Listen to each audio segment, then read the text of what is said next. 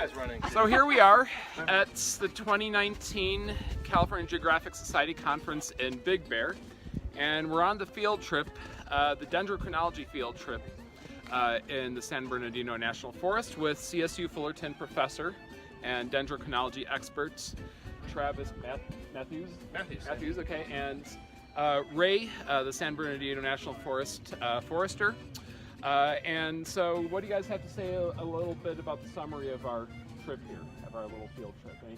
Any last words to, even though it's supposed to be an introduction video, do you have any kind of wrap-up conclusions about what we did? My biggest wrap-up would actually be, I don't know what you're doing with this video, but I gotta thank Ray, because we just showed up last Friday to his office, and we're like, hey, can you help us? He's been like a trooper helping us out. But yeah, I guess the highlights are we saw the world's largest lodgepole, right? Yeah, literally behind us. Saw some great big cedars and great big old Jeffreys, and yeah, we took two cores from a approximately 300-year-old Jeffrey pine and a approximately 70-year-old incense cedar, and so we're going to be heading back to the conference and heading back by 3 and going to the barbecue afterwards. So enjoy all of these clips of us actually in the field taking the cores.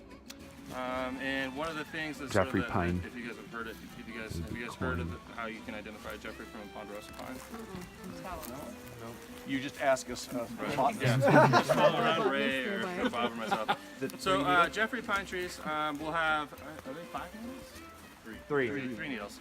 But usually you can't see the needles, but you can tell with the cones. Both ponderosa pines and Jeffrey pines have very similar bark, very similar needle structure. The needles are slightly different color in ponderosa pines.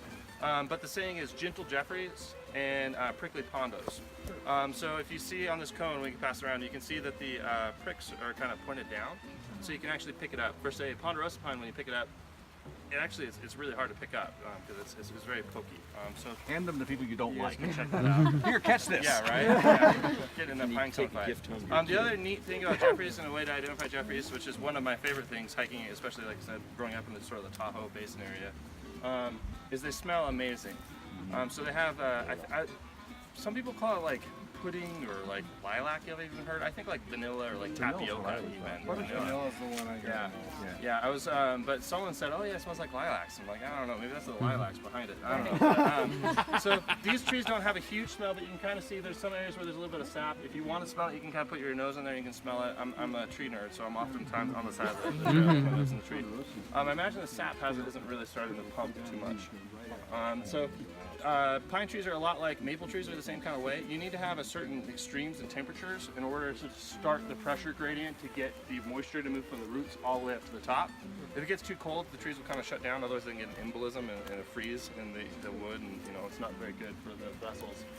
So that's probably why it doesn't have a very strong smell. But yeah, like I said, you can kind of smell it. But as you're hiking around, you kind of smell more of them if you want. So we're going to go up the way and we'll pour some more trees. The other cool thing is, like I said, ponderosa and Jeffrey pines were actually considered the same species until 1853. And one of the ways that they started to realize that there were different species is ponderosa pines have good sap for turpentine. Jeffreys do not. So they have a chemical in their sap called N-hapene, which is the only other place that you can really get it is actually from like crude oil.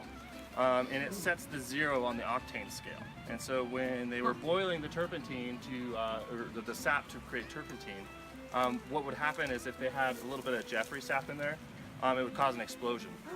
So it's actually relatively volatile once you sort of distill it out. So it's kind of a fun fact about Jeffreys. And so once they figured that out, they realized they needed to separate. I think that's when they started to realize that they weren't the same species of tree. So yeah. October through April are main precipitation, and so that gives us a good cool season representation.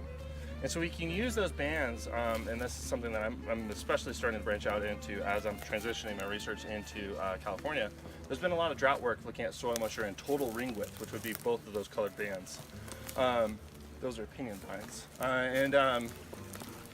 But we can use those to look directly at snowpack, which is really where all of our water comes from down here, realistically, right? So it's a more direct measure of drought. So that's ponderosa pine going around. These two here are Quercus alba. These are white oaks from the Midwest. The pinyon pine and the ponderosa pines are all from New Mexico. And I probably don't need to hand out the rest of these oaks. So you can see the oaks are a little bit different. And so it's the same thing, softwoods versus hardwoods. Yeah, exactly. Yeah, so the oak would be a deciduous, it's a hardwood. Versus the pinyon and the ponderosa are considered what's called a yellow wood because of the coloring of their wood. And the... Here we are beginning the coring process. As close to what would be breast height normally as possible. Yeah, on both sides. This On is this tree, we're going to go a little bit lower because This the is an branches. incense cedar coring here in about 4.5 feet. And this is a western cedar. Which is, Bob knows the Latin. breast height. My Latin has been told. I've been told by students. Deplorable. I'm not good with Latin. Yeah, Studia Plicata Cooper's AC. The currants, isn't that the... Ribocedrus decurrens, that's incense cedar. Oh, incense, got it. Okay, so as we're coring the tree, you'll notice I've left the spoon in, and we do this out here with the western species because if we hit a rot pocket, what will happen is you can push through the rot pocket, and then the borer is not threaded anymore. And to get it out can be a pain, so that's how you get the borer stuck. And so we've developed this new method to be able to tell if we hit rot, so that way we don't wind up with a, cutting down the oldest cedar or whatever, right? So as we're coring in, you'll see this borer, or this, the spoon, is going to move independently of the handle. If that spoon stops moving independently of the handle, or if it gets really easy to turn, just stop and I'll come look. But so you'll see as I'm coring, you can see now we've, have an inch on the spoon or so. Do a couple turns like this, and then you're going to push the spoon in. If you get resistance with the spoon, stop too, because we don't want to bend it. So, like I said, we'll just do a couple turns.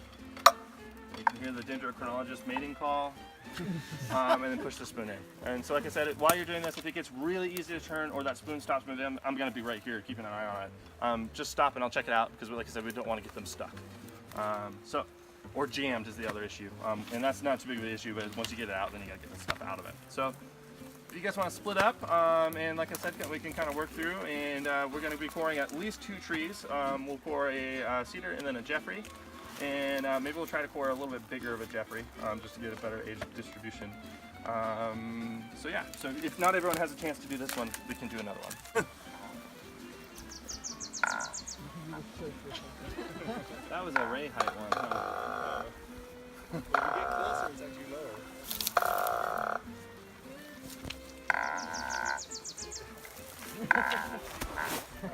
That's probably good. Yeah, thanks.